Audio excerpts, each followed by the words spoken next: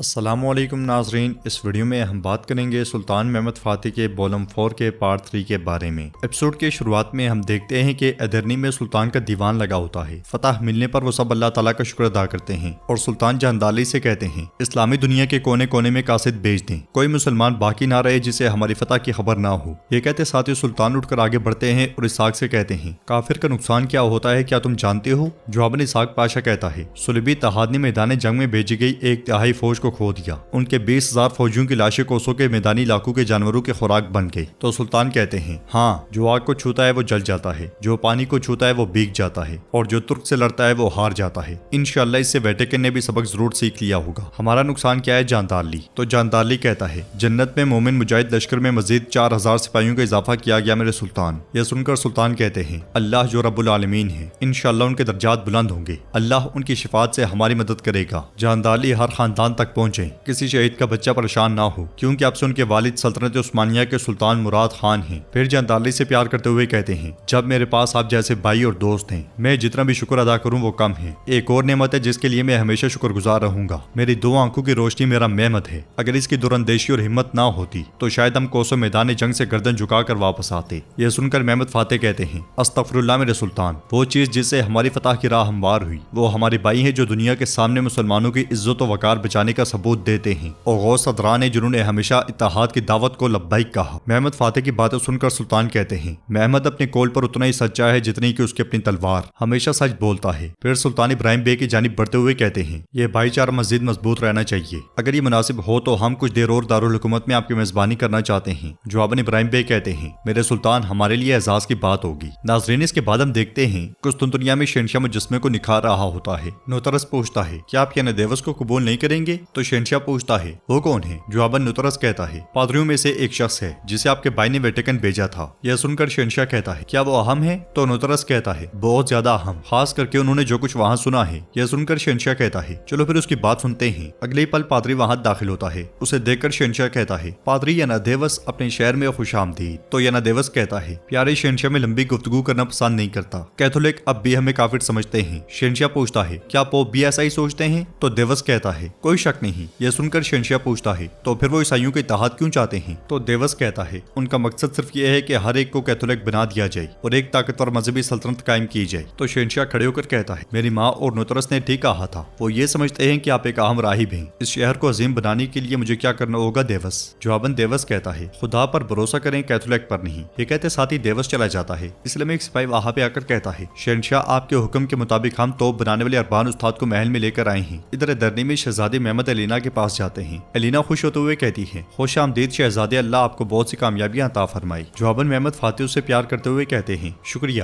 جنگ سے زیادہ مشکل دوبارہ ملنے کی حسرت تھی۔ پھر الینا کو پریشان دیکھ کر پوچھتے ہیں کیا ہوا، کیا بایزید ٹھیک ہے؟ تو الینا کہتی ہے وہ ٹھیک ہے الحمدللہ، تاہم یہ جھوٹ ہوگا اگر میں کہوں کہ وہ اداس نہیں ہے۔ محمد فاتح پوچھتے ہیں کیا ہوا، کیا تم بتاؤ گی؟ تو الینا کہتی ہے ہما خاتون، ہمارے سلطان نے انہیں بورصہ جلاوطن کر دیا ہے، بایزید کی طرح مجھے بھی ان کی بہت یاد آتی ہے۔ یہ سن کر محمد فاتح کو بہت غصہ آتا ہے اور وہ سلطان کے کمرے کی جانب چل پڑتے ہیں۔ ادھر کمرے میں سلطان جاندالی کے ساتھ موجود ہوتے ہیں اور ایک کتاب کو دیکھ رہے ہوتے ہیں، اس لیے میں سپاہی کمرے کے اندر داخل ہوتا ہے، مگر سپاہی کے کچھ کہنے سے پہلے ہی محمد فاتح اس کے پیچھے پیچھے کمرے کے اندر داخل ہوتے ہیں اور جاندالی کو دیکھ کر کہتے ہیں ہمیں اجازت دیں پاشا۔ تو جاندالی کہتا ہے یہاں کوئی دوسرا نہیں ہے، ہم ویسے بھی آپس میں ریاستی مسائل پر بات کر رہے تھے میرے شہزادے۔ جواباً محمد فاتح غصے سے کہتے ہیں میں اپنے والد سے خاندانی مسائل پر بات کروں گا، ہمیں اکیلے چھوڑ دو۔ سلطان کے اشارے پر جاندالی چلا جاتا ہے اور سلطان محمد فاتح سے کہتے ہیں مجھے امید ہے کہ اس طرح بغیر اجازت کے داخل ہونے کی کوئی وضاحت ہوگی، بتاؤ کیا وجہ ہے؟ یہ سن کر محمد فاتح کہتے ہیں میری ماں ہما خاتون کو بورصہ کیوں بھیجا گیا؟ تو سلطان کھڑے ہو کر کہتے ہیں اس کی وضاحت یہ ہے کہ توازن بہت اہم ہے میرے بیٹے۔ محمد فاتح پوچھتے ہیں مگر ہما خاتون کیا توازن بگاڑ سکتی ہیں؟ تو سلطان کہتے ہیں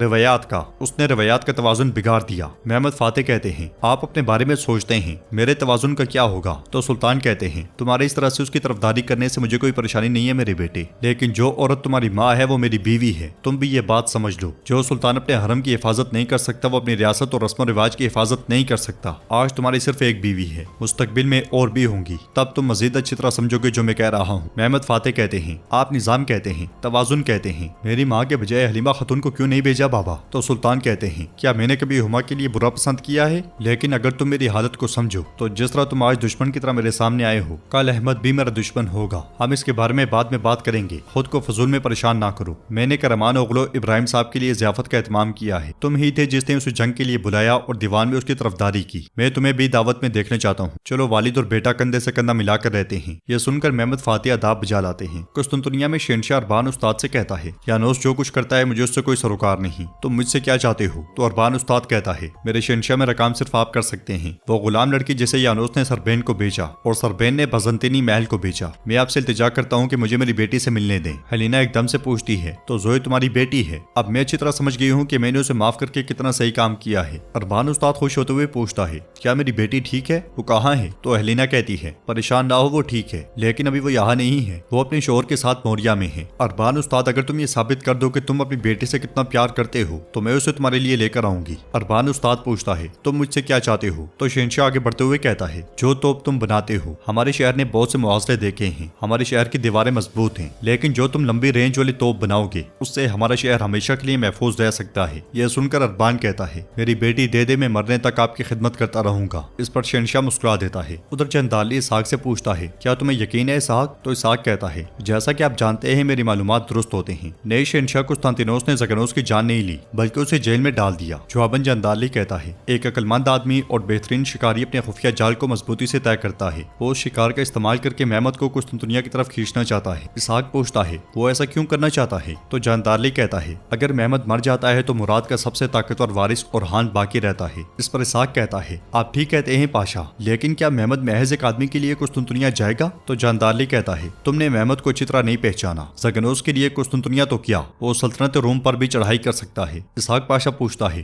ہم اسے کیسے روکیں گے؟ تو جاندارلی کہتا ہے، آج محمد نے مجھے سلطان کے سامنے یہ خاندانی مسئلہ ہے کہہ کر باہر نکالا، درخت اپنے جڑ سے اور ایک بہادر کا خاتمہ اپنے گھر سے ہوتا ہے۔ اسحاق ادرنی میں الینا ابراہیم بے کی بیوی اور بیٹی کو مختلف جڑی بوٹیاں دکھا رہی ہوتی ہے، جڑی بوٹیوں کے ساتھ ساتھ وہ ان کے فوائد بھی انہیں بتاتی ہے۔ ساری باتیں سننے کے بعد ابراہیم بے کی بیٹی گولشا پوچھتی ہے، تم نے یہ سب کب سکھایا الینا؟ کس نے سکھائی؟ تو الینا کہتی ہے، جناب تاتیوس نے، اللہ اس پر رحم کرے، میں نے جو کچھ بھی سیکھا اس کی بدولت ہے، اس نے مجھے اپنی بیٹی کی طرح بڑا کیا جب تک میں محل میں آئی، باقی ہما خاتون کے ساتھ یہاں آ کر سیکھا۔ گولشا پوچھتی ہے، شہزادے کے ساتھ تمہاری شادی کیسے ہوئی؟ تو الینا کہتی ہے، جنگ کے بعد اپنے زخم کا مرہم کرنے آیا تھا اور درد دل کے ساتھ چلا گیا، لیکن اللہ کا شکر ہے کہ وہ زخم کھلا نہ رہا۔ دوسری جانب محمد فاتح ایک نقشہ کھینچ رہے ہوتے ہیں، پاس کھڑے بالی بے بہت غمگین ہوتے ہیں۔ کام کرتے کرتے محمد فاتح جب انہیں دیکھتے ہیں تو ان کے پاس آتے ہیں اور کہتے ہیں، مطمئن رہیں بالی بے، غم نہ کریں، اللہ کے حکم سے ہم یانوس سے اپنا انتقام لیں گے۔ تو بالی بے کہتے ہیں، میری پریشانی اس لیے نہیں کہ کورکوت شہید ہوئے، بلکہ اس لیے ہے کہ وہ شہادت کے مرتبے پر ہم سے پہلے فائز ہو گیا۔ وہ روایات کے بارے میں جانتا تھا، لیکن اتنی لڑائیوں اور جنگوں میں، ہر میدان میں جنگ میں آرزو شہادت لے کر چلتا تھا، لیکن خالق نے شہادت نصیب نہیں کی۔ میرا بھتیجا اور میرا بھائی مجھ سے پہلے جنت پہنچ گئے۔ تو شہاب الدین پاشا کہتے ہیں، وہ تو اللہ کی راہ میں شہید ہو گئے ہیں، مگر زگنوس پاشا؟ تو محمد فاتح کہتے ہیں، آپ بھی پریشان نہ ہوں، میں انہیں اس شہر سے لے آؤں گا چاہے کچھ بھی ہو جائے۔ یہ سن کر بالی بے کہتے ہیں، میرے شہزادے ہم ہر قسم کی مہم کے لیے تیار ہیں۔ تو محمد فاتح کہتے ہیں، میں جانتا ہوں اس میں کوئی شک نہیں ہے، لیکن نہ صرف زگنوس بلکہ اربان بھی قسطنطنیہ میں ہے، میرا اس شہر میں داخل ہونا بہت ضروری ہے۔ تو شہاب الدین پاشا ایک دم سے کہتے ہیں، میرے شہزادے ایسا نہیں ہو سکتا، قسطنطنیہ میں داخل ہونا اتنا آسان نہیں ہے۔ محمد فاتح کہتے ہیں، آپ بھی جا کر زگنوس پاشا کو بچا سکتے ہیں، لیکن صرف میں ہی اربان کو راضی کر سکتا ہوں، مجھے کسی ایسے شخص کی ضرورت ہے جو قسطنطنیہ کے بارے میں اچھی طرح جانتا ہو۔ اس دن جو میرے سامنے پیش ہوا تو اس کا نام کیا تھا بالی بے؟